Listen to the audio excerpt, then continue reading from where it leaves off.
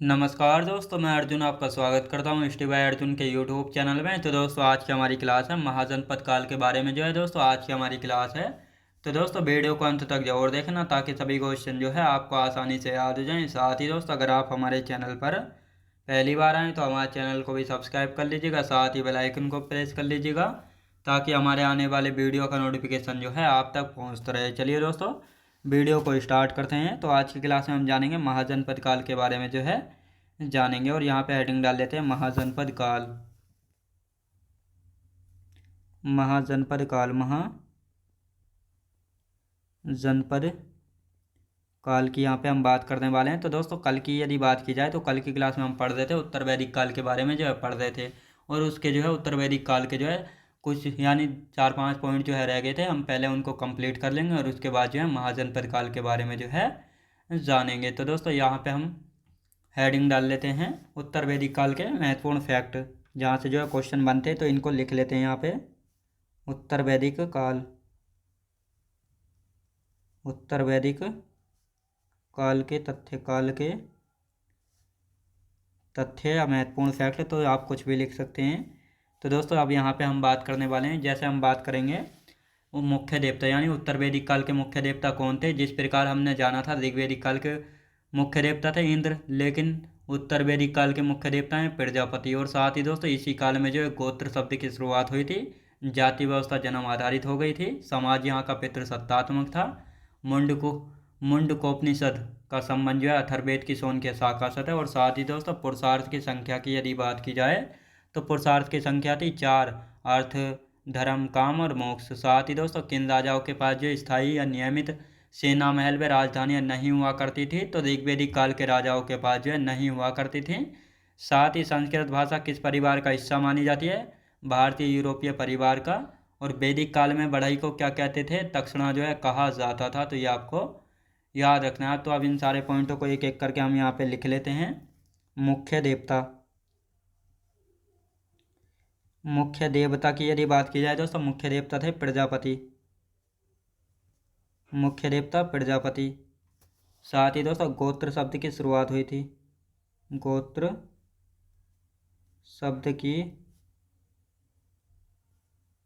शुरुआत, गोत्र शब्द की शुरुआत की यदि बात की जाए तो कब हुई थी, ये उत्तर वैदिक काल में हुई थी। जाति व्यवस्था, जाति व्यवस्था जो है जन्म आधारित हो गई थी, जन्म आधारित हो गई। कैसी दोस्तों, जन्म आधारित जो है हो गई। अब दोस्तों यहाँ पे हम बात करते हैं समाज की। समाज कैसा था, पितृ सत्तात्मक, पितृ सत्तात्मक जो है यहाँ का समाज था। अब दोस्तों यहाँ पे हम बात करने वाले हैं मुंडकोपनिषद का संबंध,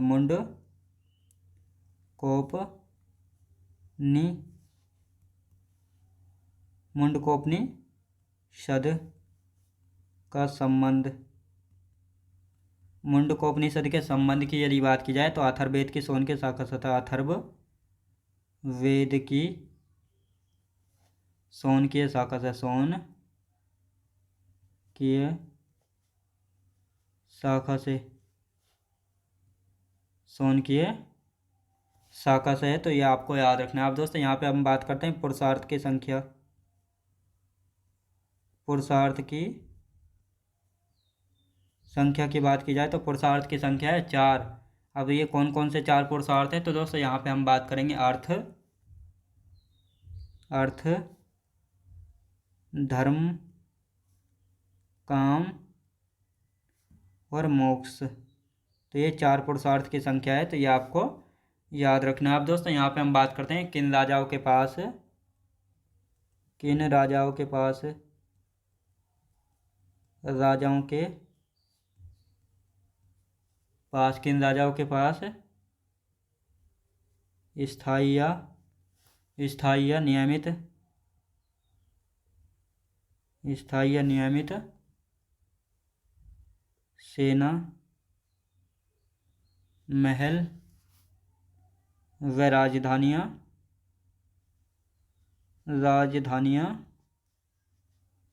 नहीं हुआ करती थी, हुआ करती थी। तो ये आपको याद रखना है, ऋग्वेदिक काल के राजाओं के पास, ऋग्वेदिक काल, ऋग्वेदिक काल के राजाओं के पास, राजाओं के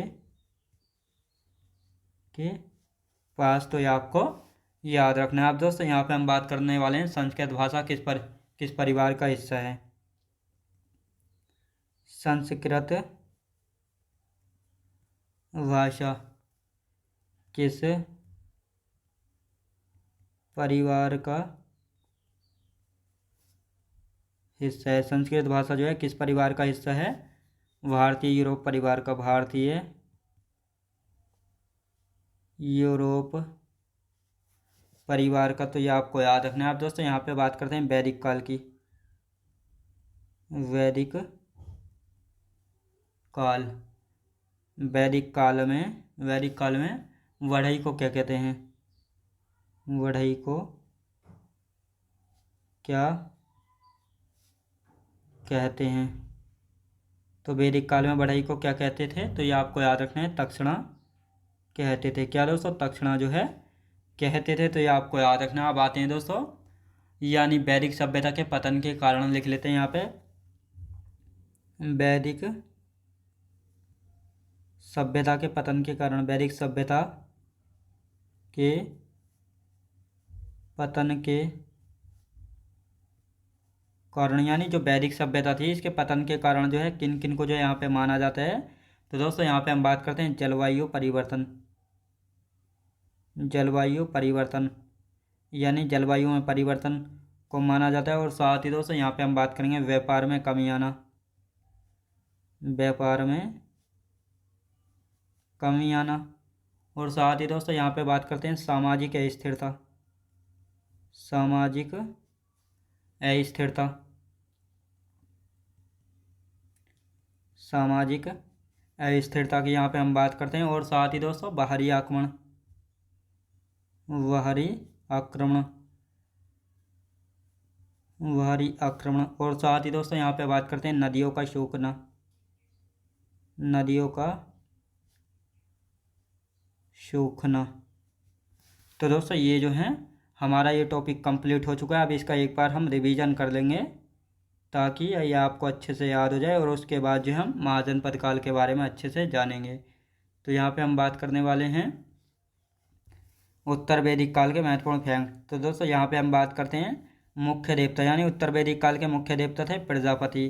गोत्र शब्द की शुरुआत हुई थी उत्तर वैदिक काल में। जाति व्यवस्था जो है उत्तर वैदिक काल में जन्म आधारित हो गई थी, जबकि ऋग्वैदिक काल में जो है कर्म आधारित थी। तो यह हमने पिछली क्लासों में अच्छे से जो है जाना है। समाज कैसा था दोस्तों, समाज था पितृसत्तात्मक। पितृसत्तात्मक का मतलब होता है दोस्तों घर का मुखिया पिता होता था, और घर परिवार में जो है बड़े फैसले लेने का अधिकार पिता को जो है होता था। साथ ही दोस्तों जो मुंडकोपनिषद जो है, यहाँ से सत्यमेव जयते शब्द लिया गया था, जिसका अर्थ होता है हमेशा सत्य की ही जीत होती है। तो इसका संबंध जो है अथर्ववेद की सोन के शाखा से है। तो ये आपको याद रखना है, यानी मुंडकोपनिषद का संबंध जो है अथर्ववेद की सोन के शाखा से है। पुरुषार्थ की संख्या की बात की जाए तो पुरुषार्थ की संख्या है 4, अर्थ, धर्म, काम और मोक्ष। तो ये 4 पुरुषार्थ हैं। तो ये आपको याद रखना है। अब यहाँ पे बात आती है किन राजाओं के पास जो है स्थायी नियमित सेना, महल व राजधानियाँ नहीं हुआ करती थी। तो ऋग्वैदिक काल के जो राजा थे उनके पास जो स्थायी सेना, महल, राजधानियाँ नहीं हुआ करती थी। तो यह आपको याद रखना है। और साथ ही दोस्तों संस्कृत भाषा जो है किस परिवार का हिस्सा है, तो भारतीय यूरोप परिवार का हिस्सा है संस्कृत भाषा। साथ ही वैदिक काल में बढ़ई को क्या कहते थे, तक्षणा कहा जाता था, याद रखेंगे। यानी दोस्तों वैदिक काल में जो है बढ़ई को क्या कहते थे, तक्षणा कहा जाता था। और साथ ही अब आते हैं वैदिक सभ्यता के पतन यानी विनाश के कारण किन किन को माना जाता है। तो जलवायु परिवर्तन को, व्यापार में कमी आना, सामाजिक अस्थिरता, बाहरी आक्रमण और नदियों का सूखना। यानी दोस्तों इस समय जो है जलवायु परिवर्तन होना शुरू हो गई थी, व्यापार में कमी आनी शुरू हो गई थी, सामाजिक अस्थिरता बढ़ने लगी थी, और इस समय बाहरी आक्रमण होने लगे थे वैदिक सभ्यता के समय, और इस समय नदियाँ जो है सूखने लगी थी। तो इन सभी को जो है वैदिक सभ्यता के विनाश का कारण या पतन का कारण जो है माना जाता है। अब दोस्तों हमारा न्यू टॉपिक शुरू होता है। तो हमारा नया टॉपिक कौन सा शुरू होता है, महाजनपद काल के बारे में हमारा नया टॉपिक शुरू होता है। तो यहाँ पे हेडिंग डालेंगे महाजनपद काल के बारे में। अब अच्छे से जानेंगे हमारे कितने महाजनपद काल थे, इनके बारे में अच्छे से जानेंगे। महाजनपद काल, महाजनपद काल, महाजनपद काल की यदि बात की जाए तो इनका समय जो है कब से कब तक रहा था, तो इनके बारे में भी जानेंगे दोस्तों। यानी 600 BC में जो है इनका समय रहा था, तो ये आपको याद रखना है, याद रखेंगे महाजनपद काल। तो महाजनपद काल की यदि बात करते हैं तो आप दोस्तों महाजनपद काल का जो है निर्माण कैसे हुआ था, तो निर्माण की इनकी बात करते हैं कि महाजनपद काल का जो है निर्माण कैसे हुआ था। तो दोस्तों 5-6 इकाइयों से मिलकर, जैसे सबसे छोटी इकाई होती थी दोस्तों कुल यानी परिवार, तो बहुत सारे परिवार मिलकर जो है गांव का निर्माण करते थे, बहुत सारे गांव मिलकर एक बीज का निर्माण करते थे, और बहुत सारे बीज जन का निर्माण करते थे, तो बहुत सारे जन जो है जनपद का, और बहुत सारे जनपद जो है महाजनपद का निर्माण करते थे। और इस प्रकार जो है दोस्तों महाजनपद का निर्माण हुआ है। और साथ ही महाजनपदों के बारे में जो है जानकारी कुछ ग्रंथों से मिलती है। तो कौन कौन से ग्रंथ हैं जहाँ से जो है महाजनपदों के बारे में जानकारी मिलती है, तो एक है बौद्ध धर्म का अंगुत्तर निकाय, तो यहाँ से जो है 16 महाजनपदों के बारे में जानकारी मिलती है।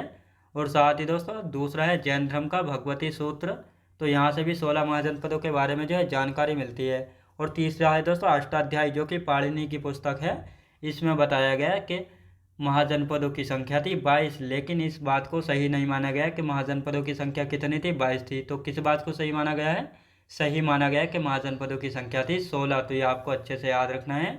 अब इनको यहाँ पे लिख लेते हैं और इसके बाद जो मैप में अच्छे से देखेंगे। तो दोस्तों पहले मैप में हम देख लेते हैं कौन कौन से ये महाजनपद है। 16 महाजनपद, तो ये वाला मैप ले लेते हैं, यहाँ पे इसको यहाँ पे सेट कर लेते हैं। तो दोस्तों अब यहाँ पे हम बात करेंगे 16 महाजनपद के बारे में। तो यहाँ पे हम बात करते हैं दोस्तों, ये है पहला महाजनपद, पहला, दूसरा हो गया, ये तीसरा हो गया कुरु, चौथा हो गया सूरसेन, पांचवा पांचाल हो गया, छठा कौशल, सातवां दोस्तों बज्जी हो गया, आठवां मल्ल, नौवां अंग हो गया, 10वां इसको मान लेते हैं मगध को, फिर 11वां काशी को, बस को 12वां लिख लेते हैं, असमक को 13वां, और चेरी को दोस्तों 14वां लिख लेते हैं, अवंती को 15वां, और मत्स्य को दोस्तों 16। यानी कुल मिलाकर जो है कितने महाजनपद है, 16 महाजनपद है। ये आपको मैप में भी जो है अच्छे से इसमें दिखाई दे रहे होंगे कितने महाजनपद हैं, तो 16 महाजनपद है। कितने दोस्तों, 16 महाजनपद हैं। अब इनके निर्माण की यदि बात की जाए तो इनका निर्माण कैसे हुआ था, निर्माण की यदि बात की जाए तो दोस्तों यहाँ पे बात करते हैं कुल, यानी कुल, कुल से क्या बने थे, ग्राम बने थे, कुल से ग्राम, ग्राम से जन, ग्राम से दोस्तों जन नहीं विष बने थे, ग्राम से क्या बने थे, विष, विष, विष से क्या बने थे, जन, जन से जनपद, और जनपद से महाजनपद, महाजनपद का निर्माण जो है हुआ था। अब दोस्तों यहाँ पे सबसे छोटी इकाई कौन सी है, तो ये है कुल, और कुल का अर्थ होता था परिवार, यानी याद रखें दोस्तों परिवार। अब दोस्तों यहाँ पे हम बात करते हैं महाजनपदों के बारे में, कुछ ग्रंथों से जानकारी मिलती है महाजनपदों के बारे में। महाजनपदों के बारे में कुछ ग्रंथों से जानकारी मिलती है। तो कौन कौन से ग्रंथ है जिनसे जो है महाजनपदों के बारे में जानकारी मिलती है, तो दोस्तों यहाँ पे हम बात करते हैं अंगुत्तर निकाय, अंगुत्तर निकाय। तो ये अंगुत्तर निकाय दो है, बौद्ध धर्म का ग्रंथ है, बौद्ध धर्म का ग्रंथ है। अब दोस्तों इसमें बताया गया है कि 16 महाजनपद थे, 16 महाजनपद थे, कितने, 16 महाजनपद थे। अब दोस्तों यहाँ पे हम बात करते हैं भगवती सूत्र, भगवती सूत्र। और ये जो है दोस्तों भगवती सूत्र की यदि बात की जाए तो ये जैन धर्म का ग्रंथ था, यानी भगवती सूत्र की यदि बात की जाए तो ये जैन धर्म का ग्रंथ था। और इसमें जो है 16 महाजनपदों के बारे में बताया गया, कितने, 16 महाजनपदों के बारे में जो है बताया गया है। और साथ ही दोस्तों एक है अष्टाध्यायी, अष्टाध्यायी। अष्टाध्यायी की यदि बात की जाए तो ये पाणिनि की पुस्तक है। किसकी दोस्तों? पाणिनि की पुस्तक है। तो ये आपको याद रखना है। अब इसमें जो है दोस्तों 22 महाजनपद बताए गए थे। कितने? 22 महाजनपद बताए गए थे। इस बात को सही नहीं माना गया। इस बात को सही नहीं माना गया। तो ये आपको याद रखना है। अब दोस्तों यहाँ पे हम बात करते हैं 16 महाजनपदों के बारे में। इनकी कौन सी राजधानियाँ थी और कौन से महाजनपद के बारे में क्या विशेष है। तो यहाँ पे हम हेडिंग डाल लेते हैं दोस्तों 16 महाजनपद। 16 महाजनपद। 16 महाजनपदों की यदि बात की जाए तो इनको जो है हम दो भागों में बांट कर पढ़ते हैं। कौन कौन से दो भाग हैं तो इनको यहाँ पे देख लेते हैं। तो सबसे पहले हम बात करते हैं दोस्तों, इधर लिख लेते हैं 14 महाजनपद। 14 महाजनपद और 2 महाजनपद, यानी दोस्तों 14 और 2 कितने हो गए? 14 और 2 हो जाते हैं 16। अब दोस्तों इन 14 महाजनपदों की यदि बात की जाए तो यहाँ पर जो है राजतंत्र चलता था। यहाँ पर राजतंत्र चलता था। राजतंत्र चलता था मतलब राजा का बेटा ही राजा बनता था। राजा का बेटा ही राजा बनता था। याद रखेंगे दोस्तों, मतलब राजा का बेटा ही जो है राजा बनता था। अब दोस्तों यहाँ पे हम बात करते हैं इन दो महाजनपदों की। यहाँ यानी यह गणतंत्र थे। तो यह गणतंत्र थे। गणतंत्र की यदि बात की जाए मतलब जहाँ पर राजा जनता के द्वारा चुना जाता था। मतलब जहाँ पर राजा जनता द्वारा चुना जाता था। याद रखें दोस्तों, चुना जाता था। तो ये आपको याद रखना है। अब दोस्तों ये कौन कौन से दो ऐसे महाजनपद थे जहाँ पर जो है राजा जनता के द्वारा चुना जाता था। तो पहला था दोस्तों बज्जी। बज्जी की यदि बात की जाए तो विश्व का पहला गणतंत्र था। विश्व का पहला गणतंत्र, विश्व का या दुनिया का पहला गणतंत्र था जहाँ पर राजा को जनता द्वारा जो है चुना जाता था। अब दोस्तों यहाँ पे हम बात करते हैं इसकी राजधानी क्या थी। राजधानी क्या थी? बज्जी की राजधानी थी दोस्तों वैशाली। वैशाली, याद रखें दोस्तों, वैशाली इसकी राजधानी थी। और यदि दूसरे की बात की जाए तो दूसरा था मल्ल। और इसकी राजधानी क्या थी दोस्तों? मल्ल की राजधानी थी कुशीनगर। याद रखें दोस्तों, कुशीनगर, जहाँ पर जो है महात्मा बुद्ध जी की मृत्यु हुई थी। तो ये दूसरा था मल्ल। तो दोस्तों ये दो महाजनपद ऐसे थे, वज्जी और मल्ल, जहाँ पर जो है राजा को जनता के द्वारा चुना जाता था। और बल्कि 14 महाजनपद ऐसे थे जहाँ पर राजा जो है, यानी जहाँ पर राजा का बेटा ही जो है अगला राजा बनता था। तो ये आपको याद रखना है। अब दोस्तों यहाँ पे पहले इनका रिवीजन कर लेते हैं, फिर इन 16 महाजनपदों की राजधानियों के बारे में जानेंगे अच्छे से। तो दोस्तों अब यहाँ पे हम बात करेंगे महाजनपद काल। महाजनपद काल की यदि बात की जाए तो इनका निर्माण कैसा हुआ था।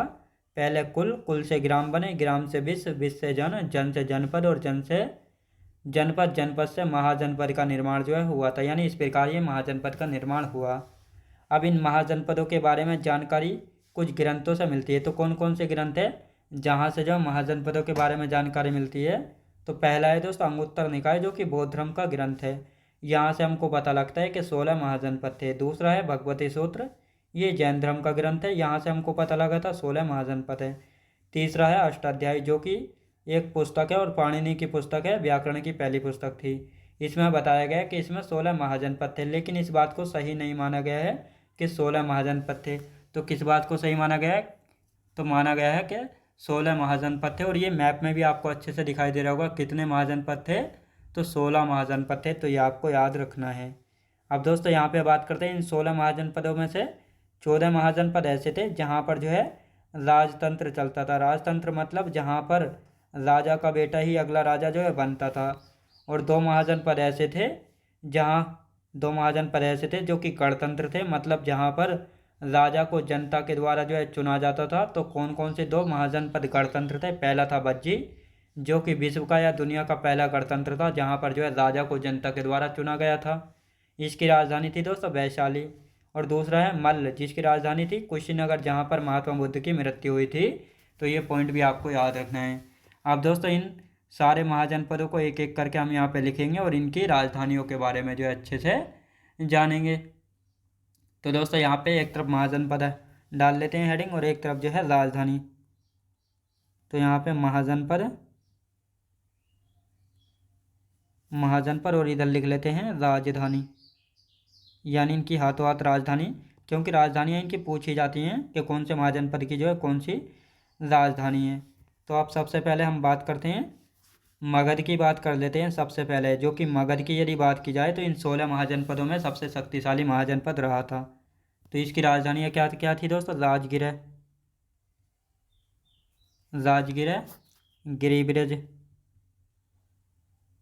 गिरिब्रज, और साथ ही दोस्तों पाटलिपुत्र। तो ये किसकी राजधानियाँ थीं?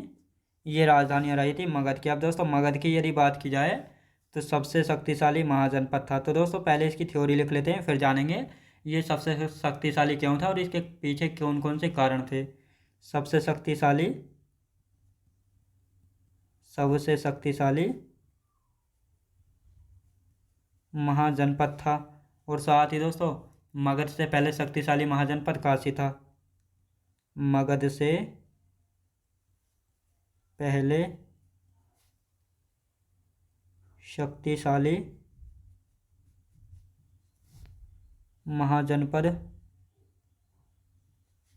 महाजनपद काशी था, यानी काशी महाजनपद था। तो ये आपको याद रखना है। अब दोस्तों यहाँ पे बात करते हैं मगध। मगध गंगा व सोन, गंगा व सोन, गंगा व सोन नदियों से घिरा हुआ था। नदियों से, नदियों से घिरा हुआ था, घिरा हुआ था। और साथ ही दोस्तों गंगा के दक्षिण भाग को, गंगा के दक्षिण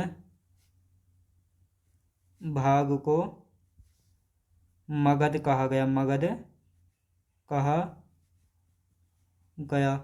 तो ये आपको याद रखना है। अब दोस्तों यहाँ पे हम बात करते हैं दूसरे महाजनपद की। दूसरा महाजनपद है अंग महाजनपद। अंग, अंग महाजनपद की यदि बात की जाए तो अंग महाजनपद की राजधानी थी दोस्तों चंपा। चंपा जो कि मालिनी नदी के किनारे थी, मालिनी नदी के किनारे थी। अब दोस्तों अंग महाजनपद की यदि बात की जाए तो सबसे पूर्वी महाजनपद था, सबसे पूर्वी महाजनपद था, यानी सबसे पूर्वी महाजनपद था। तो ये आपको याद रखना है। अब दोस्तों यहाँ पे हम बात करते हैं कौशल की। कौशल महाजनपद, कौशल महाजनपद की यदि बात की जाए तो इसकी दो राजधानियाँ थी, साकेत, साकेत और श्रावस्ती। साकेत और श्रावस्ती जो है ये कौशल महाजनपद की जो है दो राजधानियाँ जो है रही थी। अब दोस्तों यहाँ पे हम बात करते हैं अवंती की। अवंती, अवंती की यदि बात करते हैं तो इसकी अवंती की राजधानियाँ भी दो थी, उज्जैन और माहिष्मती। उज्जैन और माहिष्मती। और ये उज्जैन की तो आपको पता ही होगा, ये उज्जैन कहाँ पे पड़ता है? मध्य प्रदेश में पड़ता है, और अवंती भी मध्य प्रदेश में। अब दोस्तों यहाँ पे हम बात करते हैं गांधार की।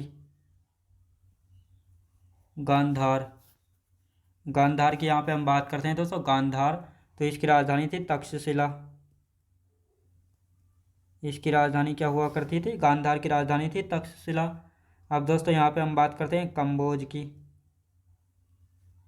कंबोज, दोस्तों कंबोज की राजधानी क्या थी? कंबोज की राजधानी थी हाटक। हाटक जिसको राजापुर भी कहा गया, राजापुर, हाटक यानी राजापुर। और ये घोड़ों के लिए प्रसिद्ध थी, घोड़ों के लिए, घोड़ों के लिए प्रसिद्ध थी। किसके लिए दोस्तों? घोड़ों के लिए प्रसिद्ध थी। तो ये आपको याद रखना है। अब दोस्तों यहाँ पे हम बात करते हैं काशी की। काशी, काशी की राजधानी क्या हुआ करती थी? काशी की राजधानी थी दोस्तों वाराणसी। वाराणसी, काशी की राजधानी क्या थी? काशी की राजधानी थी वाराणसी। अब दोस्तों यहाँ पे हम बात करते हैं पांचाल। पांचाल, पांचाल की राजधानी क्या थी? अहिच्छत्र और काम्पिल्य। अहिच्छत्र और काम्पिल्य। काम्पिल्य तो ये दोनों किसकी राजधानी थी? पांचाल की राजधानी थी। तो ये आपको याद रखना है। अब दोस्तों यहाँ पे हम बात करते हैं बज्जी। बज्जी बज्जी की यदि बात की जाए तो बज्जी दोस्तों इसकी राजधानी थी वैशाली। अभी मैंने आपको इसके बारे में बताया था। दुनिया का सबसे पहला गणतंत्र था जहाँ पर राजा जनता के द्वारा चुना जाता था। और साथ ही दोस्तों वैशाली से आम्रपाली का संबंध है। आम्रपाली का संबंध है और इस आम्रपाली के बारे में भी अच्छे से अभी जानेंगे। तो दोस्तों यहाँ पे अब बात करते हैं दोस्तों बज्जी के बाद है अश्मक। अस्मक अस्मक की यदि बात की जाए तो ये सबसे दक्षिणी था। दक्षिणी सबसे दक्षिणी महाजनपद कौन सा है? अस्मक। याद रखेंगे दोस्तों अस्मक।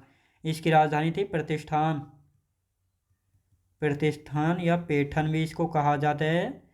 पेठन। तो ये आपको याद रखना है। अब आते हैं दोस्तों यहाँ पे अस्मक के बाद मल्ल लिख लेते हैं यहाँ पे। मल्ल। मल्ल की यदि बात की जाए तो मल्ल की राजधानी है, यह आप सभी को पता होगा, कुशीनगर। कुशीनगर। कुशीनगर की यदि बात की जाए यहाँ पर महात्मा बुद्ध की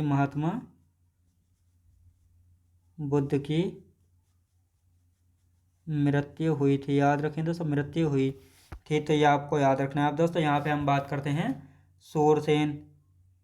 शोरसेन की यदि बात करते हैं तो शोरसेन की राजधानी हुआ करती थी दोस्तों मथुरा। क्या थी? मथुरा थी। तो ये आपको याद रखना है। फिर यहाँ पे बात करते हैं मत्स्य। मत्स्य की यदि बात की जाए तो मत्स्य की राजधानी क्या थी दोस्तों? विराटनगर। विराटनगर। तो विराटनगर की किसकी राजधानी थी? मत्स्य की जो है विराटनगर राजधानी थी। अब आते हैं दोस्तों कोरू। कोरू की यदि बात करते हैं तो कोरू की राजधानी क्या थी दोस्तों? कोरू की राजधानी थी इंद्रप्रस्थ। इंद्रप्रस्थ यानी वर्तमान समय में दिल्ली के नाम से इसको जाना जाता है। इंद्रप्रस्थ को याद रखेंगे। अब यहाँ पे हम बात करते हैं दोस्तों चेदी या छेदी। चेदी या छेदी। तो कुछ भी लिखा मिल सकता है। इसकी राजधानी हुआ करती थी शक्तिमती। शक्तिमती। और यहाँ के राजा थे खारवेल। याद रखें दोस्तों राजा खारवेल का कलिंग शासक। कलिंग शासक। कलिंग शासक खारवेल का संबंध था। कलिंग शासक खारवेल का संबंध था। तो ये आपको याद रखना है। और 16वां कौन सा है दोस्तों? 16वां महाजनपद है वत्स, जिसकी राजधानी थी कौशाम्बी। कौशाम्बी। तो आप दोस्तों पहले इनका रिवीजन कर लेते हैं, फिर आगे का इनके बारे में अच्छे से जानेंगे एक एक करके। तो दोस्तों यहाँ पे हम बात करते हैं मगध की। मगध की यदि बात की जाए तो राजधानी है राजगिरा, गिरिब्रज और पाटलिपुत्र। और ये सबसे शक्तिशाली महाजनपद था। मगध से पहले शक्तिशाली महाजनपद काशी हुआ करता था। मगध की बात करते हैं तो गंगा सोन नदियों से घिरा हुआ था। गंगा के दक्षिण भाग को मगध कहा गया है। तो दोस्तों यहाँ पे हम बात करते हैं कि मगध शक्तिशाली क्यों था। क्योंकि दोस्तों मगध जो है गंगा व सोन नदियों के किनारे था और यहाँ पर जो है खेती अच्छी होती थी, लोहे के भंडार पाए जाते थे। यहाँ पर जब खेती अच्छी होती थी तो दोस्तों यहाँ पर जो है टैक्स अच्छा मिलता था। यहाँ पर नदियाँ थीं तो यहाँ पर जो है व्यापार अच्छा होता था। तो इसी प्रकार जो है मगध इतना शक्तिशाली था और सभी राजा जो है मगध पर शासन करना चाहते थे। अंग महाजनपद दोस्तों चंपा राजधानी थी मालिनी नदी के किनारे और ये सबसे पूर्वी महाजनपद था। कौशल, साकेत और श्रावस्ती इसकी राजधानियाँ थीं। अवंती, उज्जैन और माहिष्मती इसकी राजधानियाँ थीं। गांधार, तक्षशिला इसकी राजधानी थी। कंबोज, हाटक इसकी राजधानी थी। राजापुर भी इसको कहा गया जो कि घोड़ों के लिए प्रसिद्ध थी। काशी की बात की जाए तो वाराणसी इसकी राजधानी थी। और साथ ही काशी महाजनपद जो है मगध से पहले सबसे शक्तिशाली हुआ करता था। पांचाल इसकी भी दो राजधानी थी, अहिच्छत्र और काम्पिल्य। बज्जी, वैशाली। तो बज्जी की राजधानी थी दोस्तों वैशाली। वैशाली की यदि बात की जाए तो वैशाली से जो है आम्रपाली का संबंध था। आम्रपाली ये कौन थी कहा जाता है दोस्तों? आम्रपाली जो है बहुत ही ज़्यादा सुंदर यानी खूबसूरत थी। यानी सभी राजा जो है आम्रपाली से जो है शादी करना चाहते थे, लेकिन सभी जब इससे शादी करना चाहते थे तो आपस में जो है युद्ध होने लगे थे कि इससे मैं शादी करूंगा, इससे मैं शादी करूंगा। जब इस प्रकार विवाद या विद्रोह होने लगे थे आम्रपाली के लिए तो आम्रपाली को जो है दोस्तों वैशाली की नगर वधू जो है बना दिया गया था। यानी सभी की बीवी जो है इसको बना दिया गया था। और इसी कारण जो है वैशाली को एक वैश्य के रूप में जो है जीवन व्यतीत करना पड़ा था। तो ये था दोस्तों वैशाली के बारे में। और इसके बाद जो है दोस्तों एक हर्यक वंश आएंगे और हर्यक वंश के शासक संस्थापक होंगे बिंबिसार। बिंबिसार जो है इससे शादी कर लेते हैं, किससे दोस्तों, आम्रपाली से, और इनका एक बेटा होता है जिसका नाम है जीवक। तो इन सभी को दोस्तों हम हर्यक वंश में अच्छे से जो है जानेंगे। और साथ ही दोस्तों यहाँ पे हम बात करते हैं असमक। असमक की यदि बात की जाए तो ये सबसे दक्षिणी महाजनपद था जिसकी राजधानी थी प्रतिष्ठान या पैठन भी इसको कहा जाता है। फिर है मल्ल। मल्ल की राजधानी थी कुशीनगर जहाँ पर महात्मा बुद्ध जी की मृत्यु हुई थी। फिर है 12वां सूरसेन जिसकी राजधानी थी मथुरा। 13वां मत्स्य जिसकी राजधानी थी विराटनगर। चौथा है कुरु, राजधानी थी इंद्रप्रस्थ यानी दिल्ली। चेदी या छेदी की यदि बात की जाए तो इसकी राजधानी थी शक्तिमती। यहाँ से जो है कलिंग शासक खारवेल का संबंध था, तो ये आपको याद रखना है। अब दोस्तों यहाँ पे हम बात करते हैं वत्स के बारे में। तो दोस्तों वत्स की यदि बात की जाए तो इसकी राजधानी थी कौशाम्बी। यानी ये हमारे पूरे 16 महाजनपद हो चुके हैं।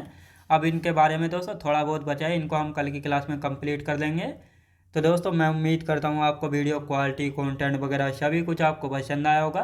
पसंद आया तो लाइक शेयर और सब्सक्राइब करना बिल्कुल भी ना भूलें। साथ ही दोस्तों अगर आप हमारे चैनल पर पहली बार आएँ तो हमारे चैनल को भी सब्सक्राइब कर लीजिएगा, साथ ही बेल आइकन को प्रेस कर लीजिएगा ताकि हमारे आने वाले वीडियो का नोटिफिकेशन जो है आप तक पहुंचता रहे। चलिए दोस्तों मिलते हैं नेक्स्ट वीडियोज़ में।